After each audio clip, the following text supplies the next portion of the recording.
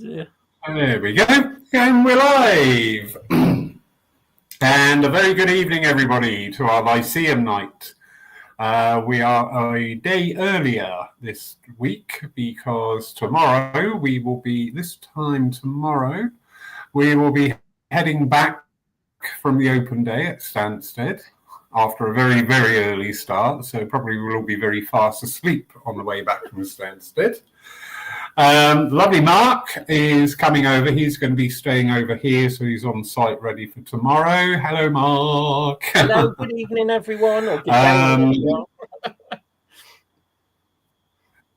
He's gone back home. He's just grabbed a bite to eat after work, and then he'll be heading over. The wine's in the fridge, so that's all lovely. And the cider. So we haven't really got an agenda for tonight. You haven't really got a discussion point.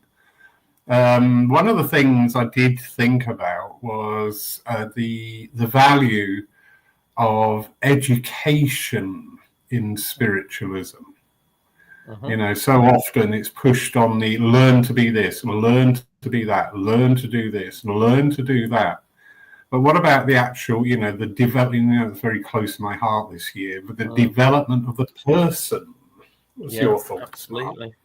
I think it's one of those things people, as you say, look at the practicality, the practical development side, how to do a reading, how to read, or as how to. But the personal development and also the knowledge and education is really quite vital because, again, people might say, oh, well, I just want to do whatever spirit wants. But we have a wealth of information in our movement that's been brought through from spirit to educate us, to help us understand. We also, I think, as spiritual workers, whether we're doing healing, whether we're doing mediumship, whatever it may be, I think there's a great need to understand more about the self, the emotions, the mind, so that we don't misunderstand some of the spiritual experiences that we sometimes place on the discarnate world, when in fact it's something to do with our own psyche, our own understanding. Mm. And for sure, we are here living life. And living life, regardless of whether we've got a connection to Auntie Doris or whoever in the spirit world, living life is something that we have to learn to navigate. And I think a spiritual understanding of life is kind of vital for all of us, whether or not we're working in spiritual fields or not. Indeed. Just very quickly, quick hello, Jan Wallace from France. Hiya, Jamie Williamson. Hi, Jane. And lovely Matt will be at the college tomorrow. Yeah, great. Fantastic. So we're meeting by the bar. It's his round. But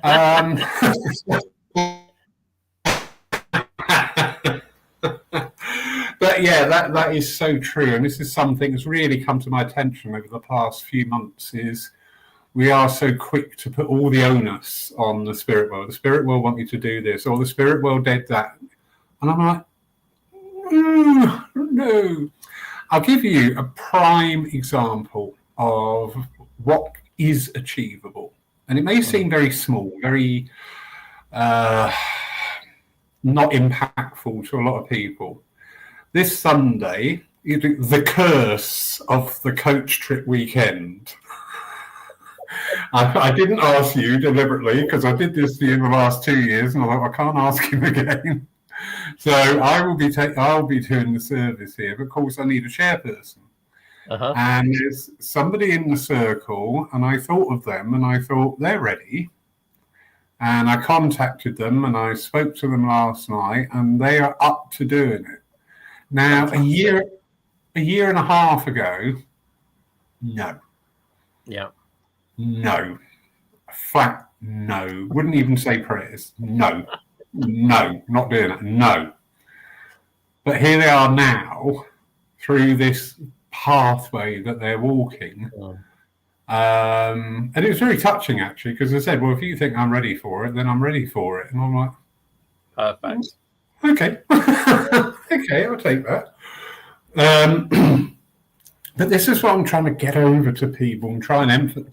You know what? I keep trying to rub a mark off of the screen. It's that bloody light there. It looks like a spider on the screen.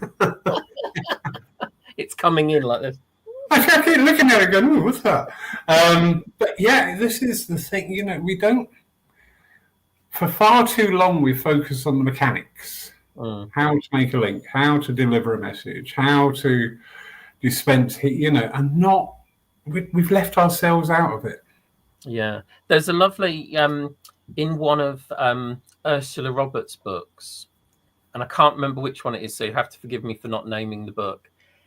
Part of it talks about the development of self, and it's got this beautiful illustration of a rose bush and all the different virtues and qualities that we should aspire to develop on the pathway of spirituality. And if I find it, I will share it with Lawrence, and he can share it to on the page somewhere, or somewhere on this video for people.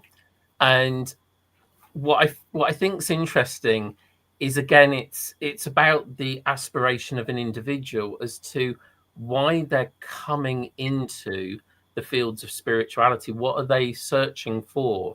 And again, as we all know, that sometimes people are brought into the movement because of some form of tragedy or difficulty, or they're searching for answers.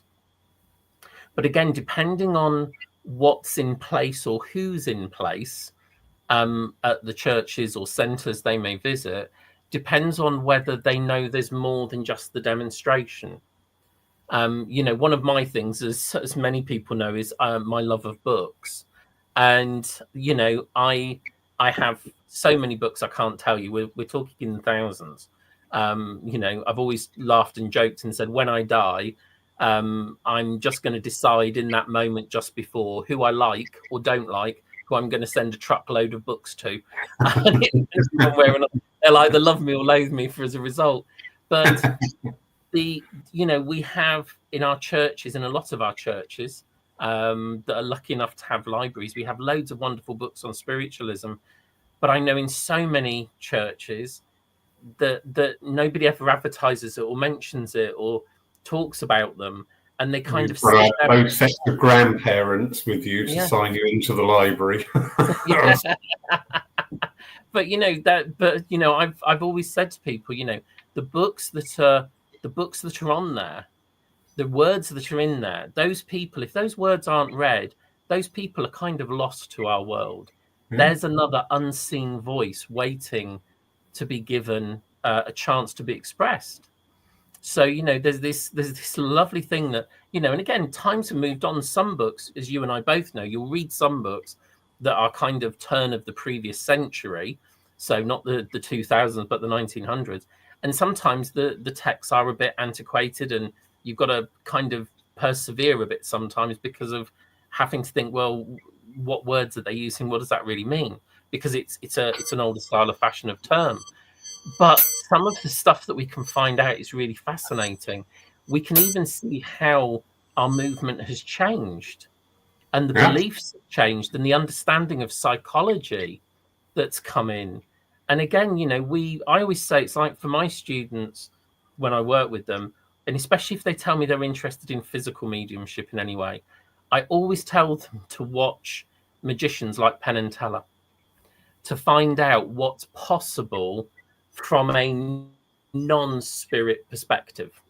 What could be done, like, escaping bonds, or, being, the old, what we call Victorian seance magic, so that they don't just think that everything they see, feel, or hear, when people says I'm a medium or I'm a psychic, is always necessarily what it appears to be. And that's not to cast a disparaging doubt across all mediumship, but we know that the mind is incredibly powerful, and we know that particularly, in things like seances, not everything is maybe as it appears to be, and that's a big hot topic over the last few years, as we know. And so, I'm always the kid that asks why.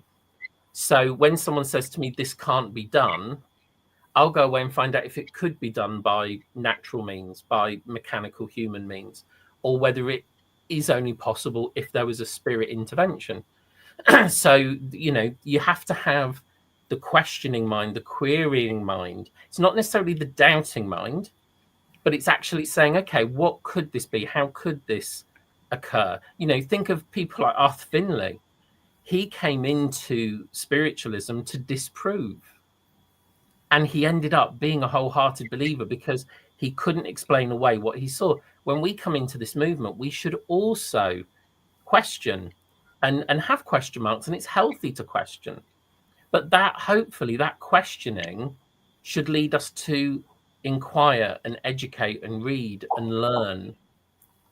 And even for the more established ones of us, sometimes we have to re-educate ourselves, relearn, or even unlearn stuff we've lost.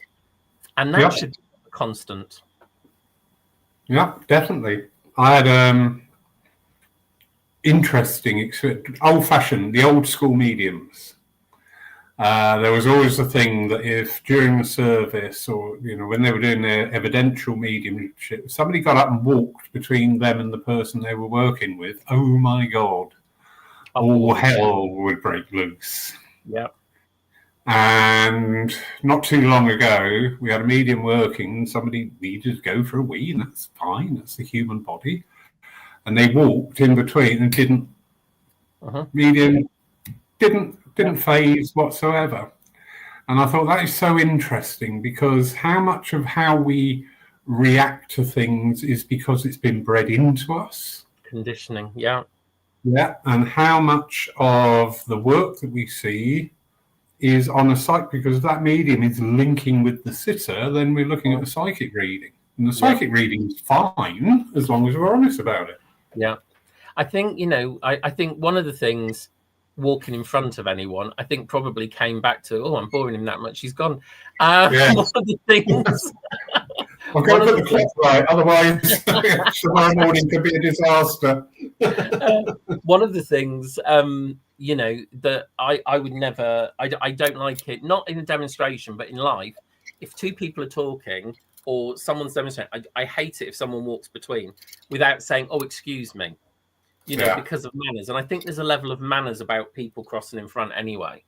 But when it comes to that, there's, you know it from the trance demonstrations that we've held. And I've said this again, and we talked about trance and physical last time I think we came together. But I've demonstrated trance in churches where people have been evicted for being drunk, and I've been none the wiser. And apparently they weren't quiet little, can we get you out? It was people, I'm not none the wiser to it happening. Which shows that kind of control and blending that goes on between the medium and the spirit world, that the spirit world have everything in hand and can adjust to the needs of the individual. But I think there is a lot, if someone says, oh, this always disturbs me or this always disrupts me, that's an affirmation, and therefore you're looking to be disturbed, disrupted. If someone says, oh, well, I have to take at least half an hour before a demonstration to open up all my chakras and to align this and align that. And then you think, well, and then you see the person suddenly turn to someone and go, oh, your mother was like this. And you think, oh, hang on a minute. Where was all the opening and closing and everything else that you needed? You don't necessarily, but people get kind of indoctrinated into it works this way, or it has to work this way, or this is what you have to do to work with the spirit world. And really, when we look at a lot of the mediums of the past, a lot of the books of the past, we're talking about two worlds that interpenetrate. And as mediums, as healers as well, in fact, anyone, we walk between two worlds almost constantly, because the spirit world's around us, and we, through our mind and through our awareness, move in and out of that space. We move into these spaces where we suddenly become aware. We suddenly, we might be sitting there drifting off, looking out the window. There was a lovely post that I saw just before I came on from Simon James, who's up at the college. And there was a lovely moment. There's a picture of him looking out the window and saying, I'm aware of a presence that I haven't felt for a while, smiley face. And that's the kind of moment. We've not searched for it. We've not looked for it. But all of a sudden we become aware of the presence of the other world. We've not had to do anything apart from let the mind drift. It's as we catch those moments of quietness of the mind and the spirit will come there. So again, when we're thinking about preparing for demonstrations, preparing for readings, what we're really doing is saying we need to be a little bit more receptive, a little bit more quiet, a little bit more sensitive to the other world, rather than I've got to wait, close this, shut this, open that, do this, do that. It'd be like a person. If we were in two rooms, I wouldn't think, right, I'm going to call Lawrence in, but I've got to open my chakras, I've got to do this. I'd say, Lawrence, can you just come and have a chat for a minute? And you'd come. And that's the kind of thing, well, you might not, you might be following your cat now and going, no, too busy having a bag. But it's that moment of just the simplicity. And again, when you read and you learn and you look at some of the wonderful teachings, not only in spiritualism, but in other traditions throughout the world, you see there is a simplicity, but it's almost like we have to learn about simplicity because we are complicated little monkeys at heart. And sometimes, some of the lovely stories when we're talking about Stansted, a lot of my memories, my early days with Glyn at the college, and the stories he would tell about the people that he sat with and how things happened. And then, when I got to sit and listen to people like Eric Hatton, and we were very lucky that we had a day with myself and Glyn and Eric, and Sue Farrow brought Eric along, and there was a couple of other mediums. We were doing a little private retreat, and we spent the whole day listening to Eric and talking about when he sat with Alec Harris and what he witnessed and the things that went on. And those who had the pleasure of meeting Eric or reading his book will know that he knew spiritualism inside and out. Such an educated man, such a knowledgeable man. And these are the things that, if we want to be of service to the other world and fellow man, if we want to be of service to ourselves, then to educate and to learn and to grow is what's needed. Being able to give a message isn't going to transform our life, really. It might make us feel good, might give us a lift and a buzz to see that we're helping someone and supporting, but actually it's the work we do on ourselves. It's the understanding of life, the understanding of who we are and what we're dealing with and why we're going through it, that's going to transform our lives. If we end up just focusing on giving messages to other people and not focusing on us, at some point we'll hit a wall, because our stuff, our needs, our development, our growth has not been met.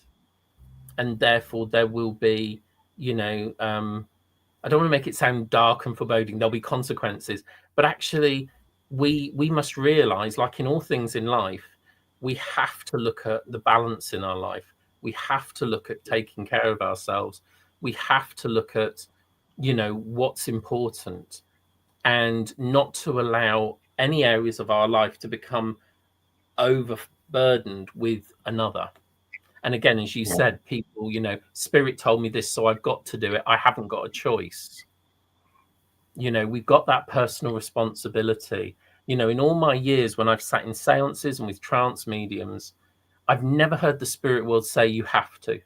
I've always heard them say, you may want to consider, you might be, we would be interested in you looking at this, but you've got to decide. I've heard people say, mediums have told them, spirit have said you have to, and then I start to think, is that the overshadowing of the medium's mind, misinterpreting or having an opinion? Everything that we are as human beings is all potential. Whether we choose to develop it, whether we choose to follow it and nurture it and make it something special, whether it's artistic, musical, maths, science, baking, mediumship, cooking, whatever, we all have potential, but it's up to us, because it's us that's going to put in the hours. It's us that's going to put in the time. Yes, the other world are going to work with us and help us, but we've still got to do the groundwork. We've still got to put the effort in. We've still got to continuously through our life, continue to nurture that ability, that gift, whatever, however we want to describe it. You know, so it isn't just about I'll learn this and it's done. We're never done.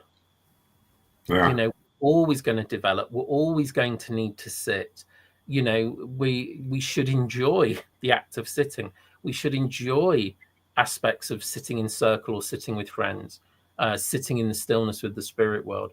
If we don't enjoy it, then that's telling us that maybe not the right time, maybe it's not the right group, maybe it's not the right person, whatever it may be, or maybe it's not for us at this moment. You know, it's interesting how so many people get told you should be a medium, you should be a healer, you should be but there's the concern of how do you feel about that as a statement? How do you feel? And again, if you imagine and if you imagine somebody who's never touched on spiritualism goes into a church for the first time, and they've gone in, and they might be nervous, they could be excited, but they might be nervous. A lot of people come in with a bit of trepidation, and a medium off the platform comes straight to them and say, you're going to be up here doing what I'm doing, you're a medium. For some people, the excitable lot, they'll be like, that's wonderful. For the trepidatious, it might be, well, bugger that, I'm never coming again. Yeah. And I know people that have been put off because people have told them that they're going to be this or they're going to be that. A bit like, you're talking about, getting one of your circle to come up and stand up on the platform and chair. Public speaking still for so many people fills them with horror and dread. But actually, the minute we walk outside of our front door, we're speaking in public. Yeah. The minute we chat to someone at the bus stop or chat to somebody that's behind the till, if we've got a manned till rather than a do-it-yourself, we're having a public conversation. We're talking, we're discussing, and I think people have this great fear. I'm going to stand up on stage and I'm going to make such a fool of myself. And again, that we can educate and develop the ability to be confident to stand up.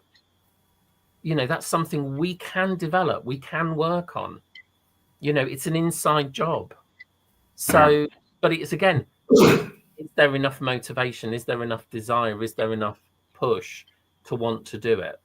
Or do we stay in the comfort zone or hide in the shadows? And again, there's nothing wrong. You don't have to push yourself forward to do anything because nobody's telling you have to. It's whether you feel that's what draws you. And again, even when you're drawn to something, life can get in the way. Yeah. Tonight's a great example. I've had to come online rather than be sat next to you in that room because of life getting in the way of another bit of the journey. But that's okay. Yeah. Fine. People go, oh well, why spirit putting this in my pathway? How is it not just this is what happens in life? Right. Why does it have to be blamed on the spirit world or the divine? It's life. Stuff happens to people. Stuff gets in the way. Health gets in the way. Relationships, work, money, whatever it is, gets in the way. But that's life. And that's why we need the understanding of life and spirituality, not everything is done by spirit to teach us, punish us, or cause us a problem or benefit us. We've got to learn about life. I've heard people say, all the work I've done for spirit and this happens to me, and why haven't they supported me? And I'm like, did the spirit world actually ask you to do all that, or did you choose to do that? And I've had people say, all that you've gone through, and you would think after all you do for the spirit world, they'd protect you from it. And I'm saying, but why should that? Why should there be? It's life. And the things I've experienced, and I don't know about you, and I'm sure you'd say the same ones, the things you've experienced in life and you've got through and you've worked through, you often find people later on come to you who are going through that. And you can be the living example of, well, I understand it. I've been there and I've come through the other side of it. And that maybe if we want to look for a reason in things, maybe that's the reason we've gone through. because we've got an experience that we're able to support other people with later on as part of that learning and that growth. I know a lot of although I was brought up in spiritualism, a lot of my early experiences as a young adult, starting to work on the platform when I was 17, I had a lot of nasty coming at me from people that I didn't think would ever be like that. And on so many occasions, nearly walked away from my mediumship. And then there was a part of me that went, why am I walking away from something I love because of other people? And it tested my mettle. But what it led me to was having an understanding and working with mediums that had been damaged by other mediums, that had been hurt by other healers or other people, because people automatically assume, just if you're in a spiritual field, you're going to be a nice person. Abilities are abilities. They're not good or bad. You can be a medium, but it doesn't mean you're going to be a nice person, because you communicate with the other world. It doesn't necessarily mean. Everybody assumes, but it doesn't mean that. Your personal nature, your personal behavior and ethics and morals and your moral compass, we would think and hope is influenced by the other world if we learn and understand about these things. And even somebody can know all the academic side of spirituality, doesn't necessarily mean they apply the spiritual nature to their everyday life or behavior. And that's something that a lot of people can't always equate. And even I, over the last couple of years, there's conversations I've heard, things I've heard people say, and I've just gone, how is this spiritual? How is this caring? How is this accepting or inclusive or whatever? And I've just been so disappointed that people maybe that stand on our stages or do healing with people can have such nasty natures or nasty opinions. And we're all allowed opinions, of course we are. But it saddens me when I think, but does that show how far someone's come in their learning or understanding that there isn't a caring or an acceptance, or even just an ability to live and let live rather than go after? And that to me shows a level of personal development that maybe hasn't been touched on or hasn't been reached. When we see that in spiritualism, we get very outraged, don't we? The old joke about you want to find somebody unspiritual, go to a local church and things like that. But the leveler of that to me is, because we're looking at spiritualism through the eyes of a spiritualist, that's what we see. Do you not think this behaviour goes on with surgeons, with judges, with police people? Yeah. I always say to people, people are people. Mediumship and healing doesn't necessarily change that, and behaviours, but it's so interesting. It's one of the things I think is that we can sort of talk about in this area is the way that the mask that we wear to the outside world, or the mask that we present in church or in workshops or courses or whatever, and certain things we say and do are not congruent with maybe who we really are. I know sometimes we have to put on a face because we might be going through it and we don't want to let other people think we're going through it. So we put on the smiley face and everything's fine. But sometimes there's a lot of stuff that, people say, do and think, and then they put the spiritual mask on to kind of go, oh, I'm a good person, really.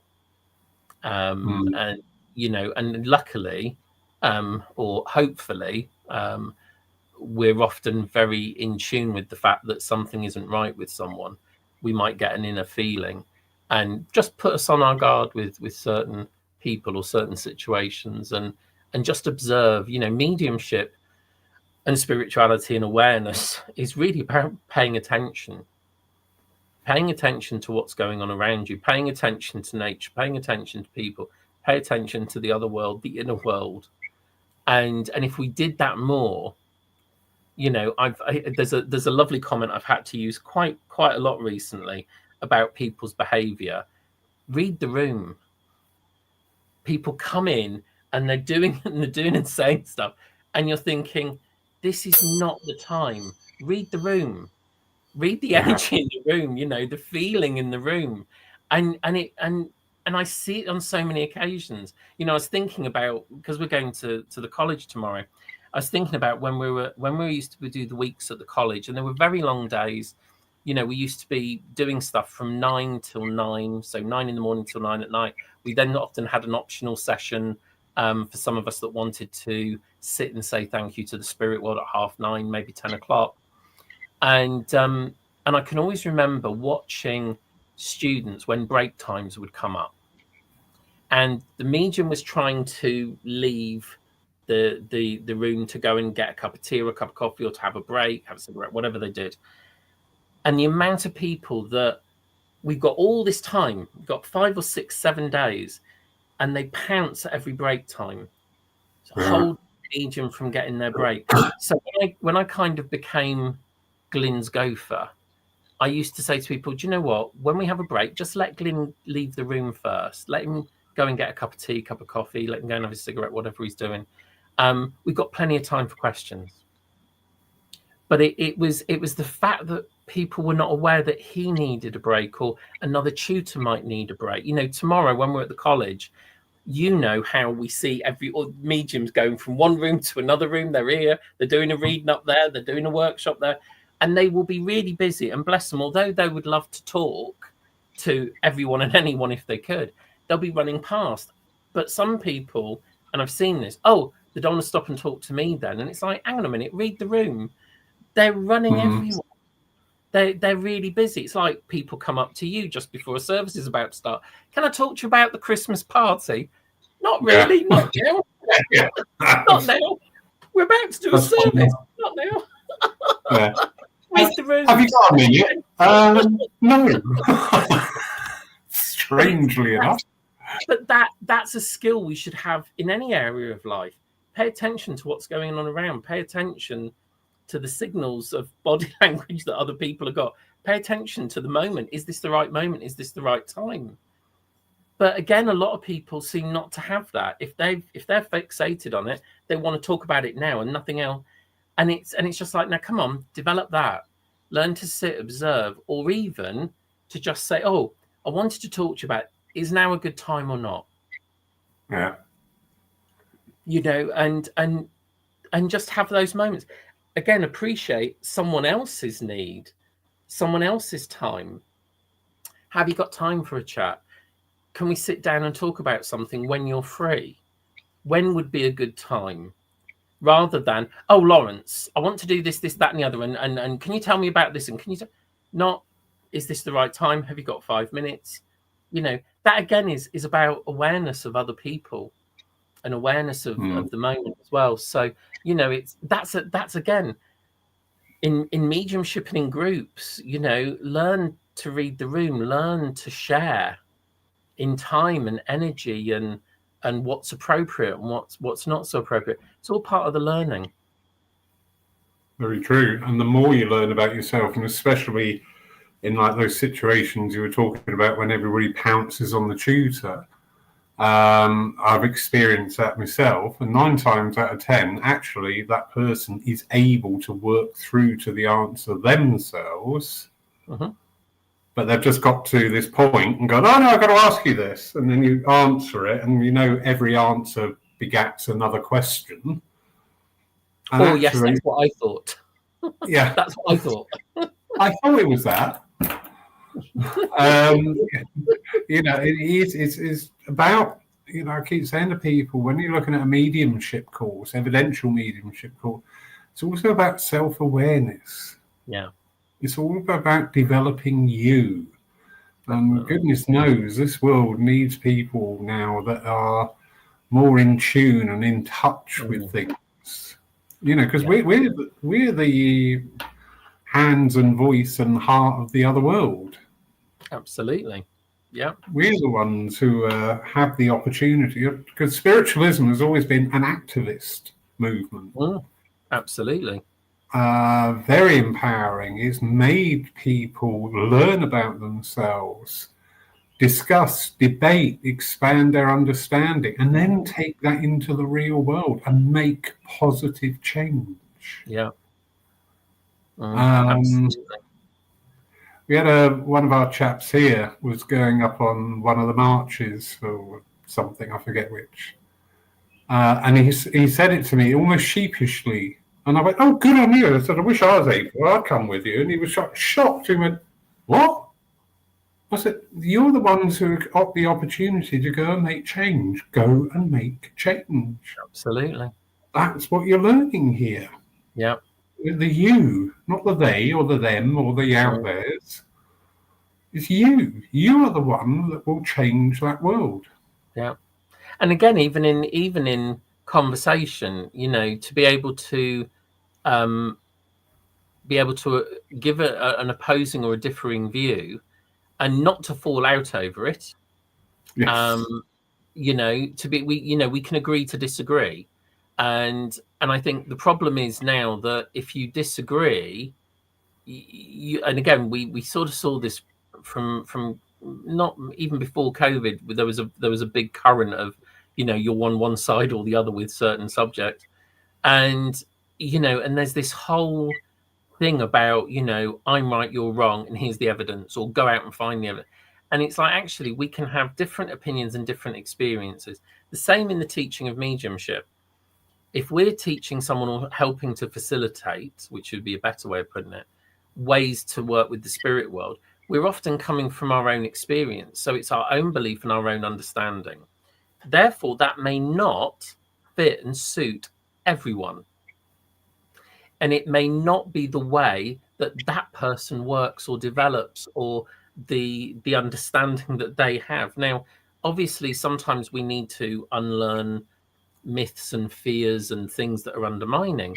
But sometimes that someone may have an experience that's very different, very unique. And we might not have come across it in that way and think, I wonder what that's about. And we might have to go away and think about it and sit with it and put it to the other world for some understanding, look a little bit into some psychology of could there be something more neurological or physical or mental that's going on, emotional. Because again, you know, we only know what we know from our experience. We don't know what we don't know. Yeah. And, you know, when I've said that before, people went, well, that sounds stupid. How can you not know what you know? Well, you don't know, do you? There are things that you'll have never experienced. But again, we're full of opinions when we teach about this is how I've come to this experience. These are the things I've tried. This is the things that have happened. And again, if we're still learning and growing, there's always the chance that our opinion may change because we may see things and witness things that makes us go, oh, that's interesting, or something that doesn't fit the rule. So we might hold a rule or an idea about something spiritually, and then there will be an exception to the rule. There will be a moment and you just go, wow, like sometimes in private sittings, something that you think you'd never ever say, you'd never ever had the experience of. And it just comes out in a private sitting. I can remember a lady that came for a sitting many years ago, and I said to her, I said, "Oh, you've got two young boys living," and she said, "Yes," and I said, "But you've Spirit also saying you've lost two, you lost twins," and she said, "Yes," and I said, "But," I said, "I don't understand why this sound is going to sound so daft, because," I said, "these two boys," I said, "you've been told before, these are your two boys, kind of come back. This is the second attempt." But I said, I don't understand why the spirit world are making me feel that it's so astounding that these two boys look alike, sound alike, and are so similar because they're not twins. And she said, no, they're not. And she said, actually, they're not even by the same father, but they are 2 years different, but they are the same height and they look almost identical. Now, I've never had that before. I've never had it since. But at the time when it was coming out, I was like, oh, I don't know whether this, you know, this is their second time round business. But it had been said before. And the fact that they looked the same by two different fathers and 2 years difference, just kind of was a moment that I won't forget. I may never get that again. It may never happen again ever in a demonstration or whatever.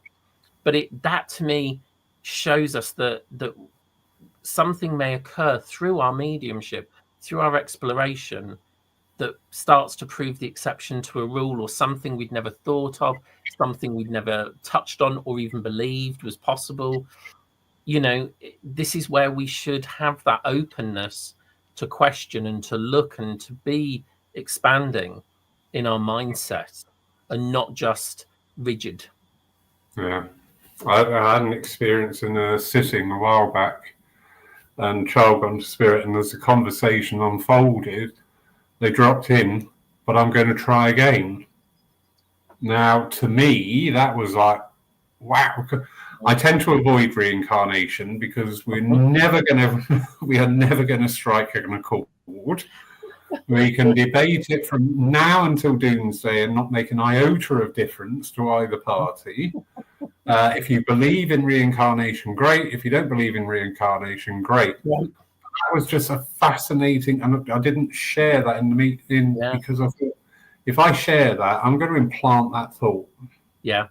Parent, and that's not right. No, that's something they will discover.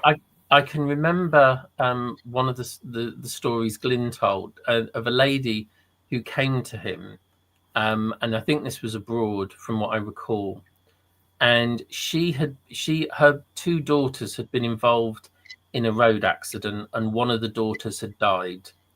I think the daughter driving had died, and the other daughter survived the crash.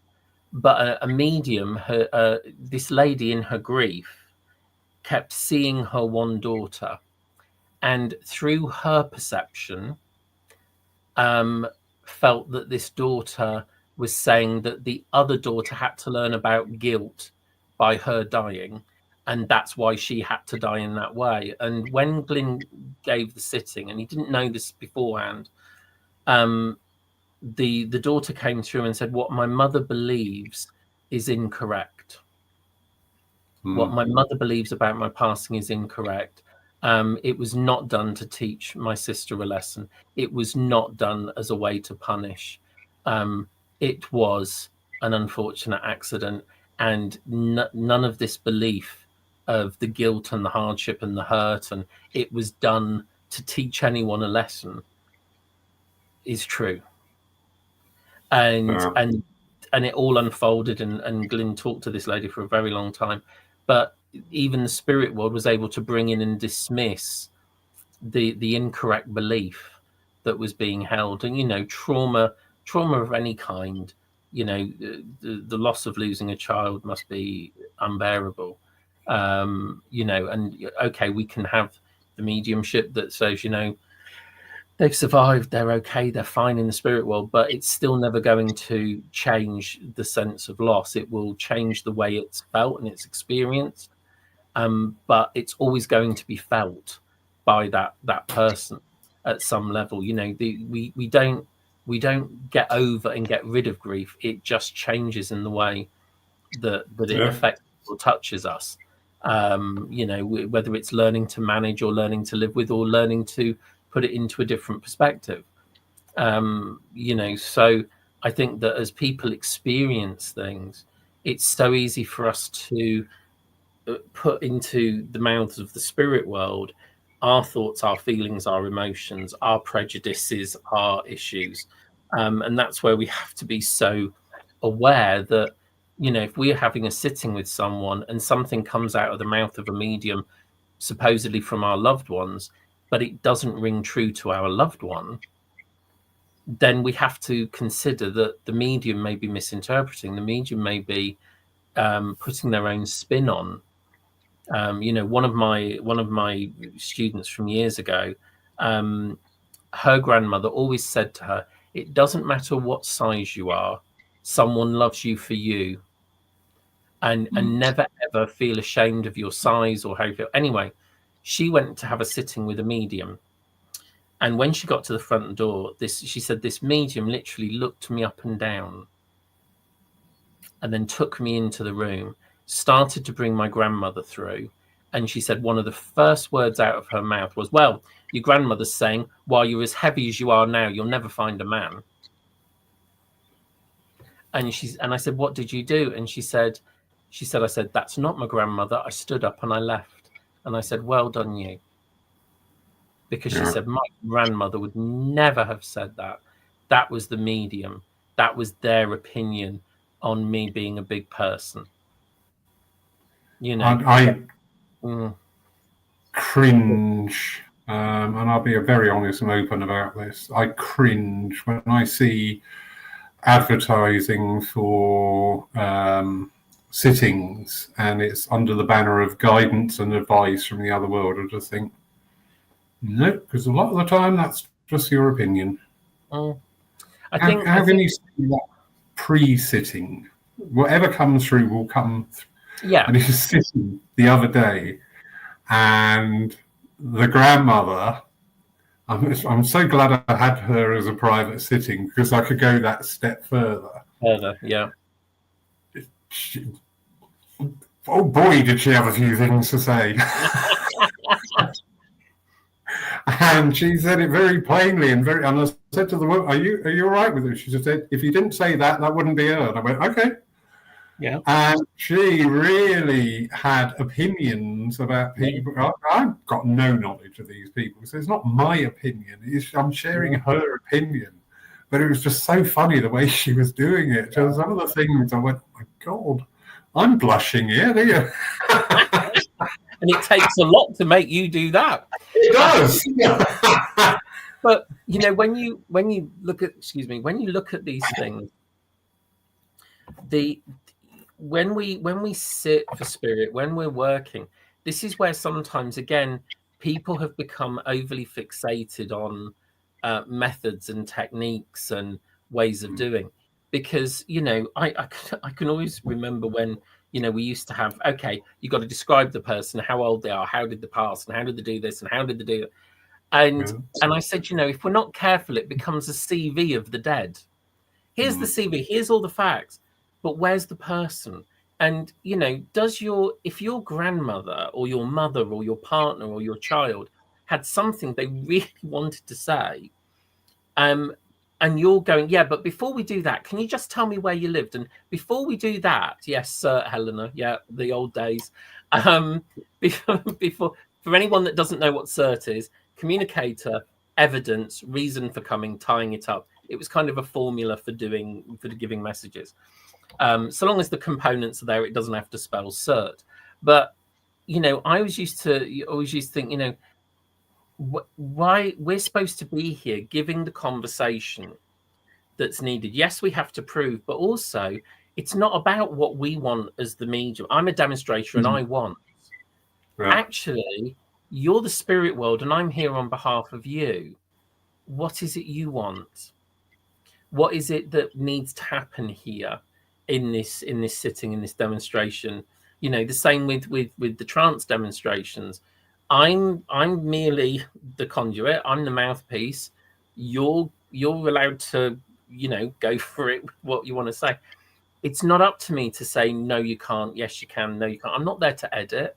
Okay, we might need to edit in a public demonstration if someone comes through who's effing and jeffing. And I've had people that have come through in the past. And I know people that are living that when they go over, the mediums are going to have to go, not that word, not that word, but they're saying they're going to have to pick out every other word.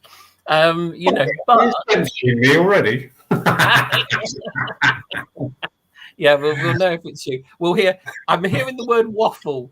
Does waffles mean anything? I'm hearing the word. Why aren't those bloody chairs straight? And I can hear hashtag not my cat.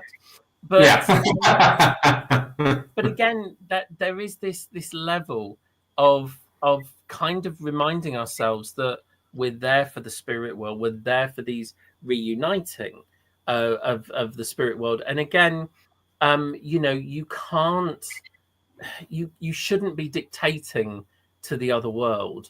We can ask the other world to help us. We can ask the other world to cooperate. We can ask the other world to aid us in all manner of experiments and different ways of working. But at the end of the day, we have to come back down to, spirit friends, here I am. One who you love is here, work with me. Help me to be your voice. Help me to do the best on your behalf for your loved ones, whatever that may be. Even if we're at a workshop, that's my mindset. I'm saying to the spirit world, help me to do the best for this group of people. It's not a case of, well, here I go. I just want to get through my notes and that's it. Every single time you work with a group of students, what you're doing changes because of the needs of the spirit sat in front of you, the spirit incarnate. We have things we want to teach, but also we can be open to the influence. Glyn and I did a course some courses up in Kent and also in Norfolk, and we actually had no syllabus. And at the beginning of the day, we would sit and move into the altered state and allow the spirit world to come through and teach and set the activity for the day. And then the rest of the day would be led in groups and working together with whatever the other world had started to bring within that time of sitting. And they were just wonderful weekends. They weren't this, by the end of the weekend, you'll this, that, and the other. It was purely, we're here to sit with spirit and see where the journey takes us. And it was a beautiful experience to have. And people were having moving experiences, powerful experiences, just by sitting and letting the other world blend with them. It wasn't even always that they were becoming trance mediums or whatever, but just the presence of the other world became so tangible. And you could feel the presence to the point where everybody in the room was so emotional because it was so tangible. And, that's the kind of thing that you can't put into words. You can't always describe. It's the presence and the power that alters you. Yeah, very true. I often say to people, you get, who's a good medium? Well, not that Mark Stone. But anyway. Who am I, chopped liver? I don't know. Yeah. I always say to people, do you know what? The best evidence you will ever get is your own evidence. Yeah. Because that's irrefutable. Because no matter what is said, no matter what is shown to you by any other medium, you will always have that caveat of, but I heard a message being delivered to somebody who I know is grieving very much for somebody. The evidence coming through, I'm going, this is really good. This is really good. And they got right to the last line and they just said something about the funeral. And I went, that's wrong. And that person will now discount. And sure enough, well, no, it was all wrong, wasn't it? Because they said that was one line. Yeah. 20 other lines, which I know were really good. And we're not talking phase stuff. I'm talking about real hard work, everything. It was so good.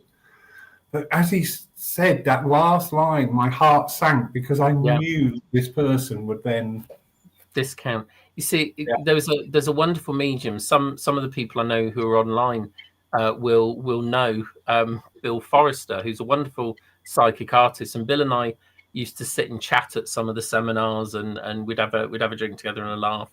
And when his wife Rose, she was there as well. And we were talking about the expectations of people. And Bill was a brilliant psychic artist. He really is. Well, he still is, not was, is. And he was saying that he did a demonstration at I think it was at a church, and he brought through a young man, sort of only in his teens, and that he had this young man, and that he had a childhood leukemia kind of situation, and that he was drawing him wearing an American-style bomber jacket like the flight pilots used to wear, and he drew a B-52, and he literally, they had allowed him to go and sit in the cockpit. They'd given him this bomber jacket like as a Make-A-Wish thing, and the parents are taking all this, yes, And he said, and at the end of the demonstration, when they came up to take the picture, they said, "Oh, we can't take that because that's not our son. His eyebrows weren't like that." Mm. Everything else but his eyebrow. And I just said, and he said, "Well, I just said no." I said, as an artist, sometimes I can't get everything precise, and forgive me, his eyebrows weren't his eyebrows, but everything else is your son, isn't it? Well, yes. Well, there you go. Just had a thought saying that and comparing it to my experience. And I wonder if there is an element there of, if you get that conclusive proof of continuation of life, it actually means that they really are dead. Do you know what I mean? But that it has to change your view of the space you're in. Mm. It's a very communication with the other world and grief is a very primary connection. But sometimes it isn't always. Sometimes it can become unhealthy.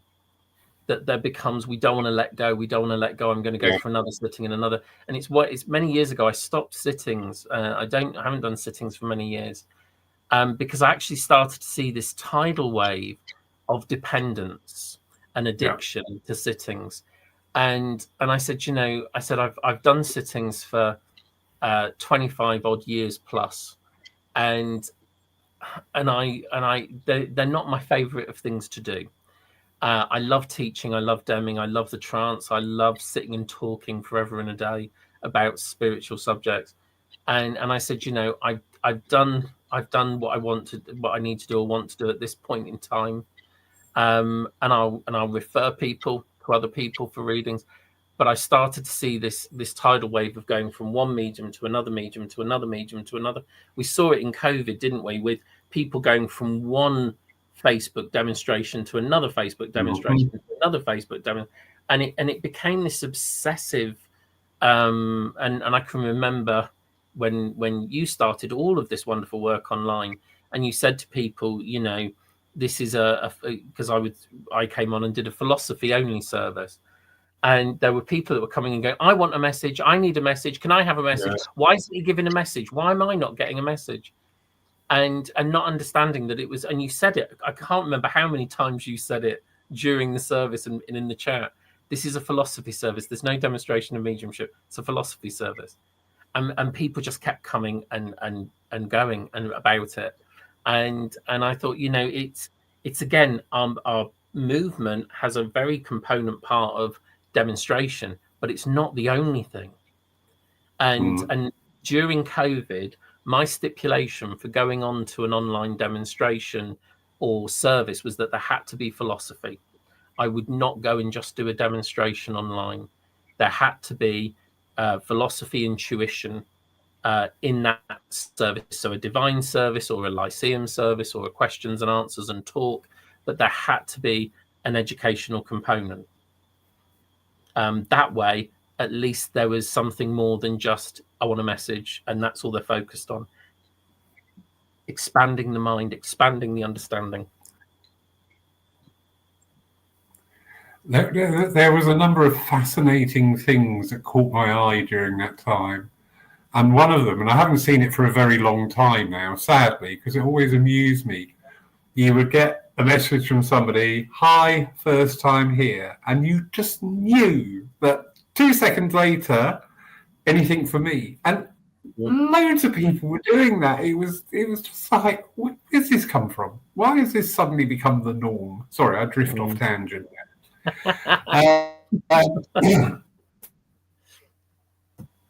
Quick hello to a few people. Matt, lovely Matt. And he's saying about sharing your experience of almost giving up because he's often worried about being ridiculed, but that is easing a little as he matures. Yes. We don't get older, Matt. We mature. Okay. There's it's true. And he did a lovely thing on.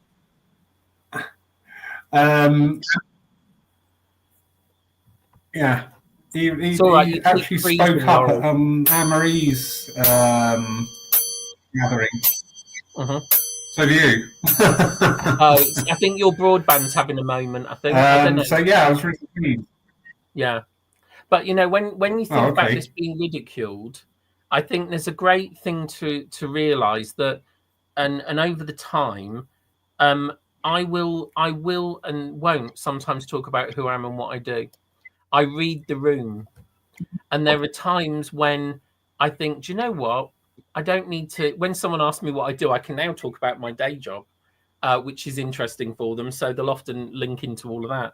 Um, but sometimes then I'll talk about the spiritual stuff where I think, oh, I think here's a soul that will be quite interested in understanding this. And you Yeah. know, and we talked about Glyn earlier. Glyn, I met Glyn when I was about to walk away majorly from this movement, and a friend of mine, Peter Egan, down in Devon, down in Torquay, he said, I met Peter in at Paignton Church, and he said, I think you need to meet this man, Glyn Edwards, and at the Arthur Findlay College. And I had been to the Arthur Findlay College once before when I was about 18, and I hadn't met the right tutor for me, really. And it had kind of put me off going again because it was a lot of money for me back then. 230 quid was a lot of Saturday work. But Peter said, you need to meet this guy, Glyn Edwards.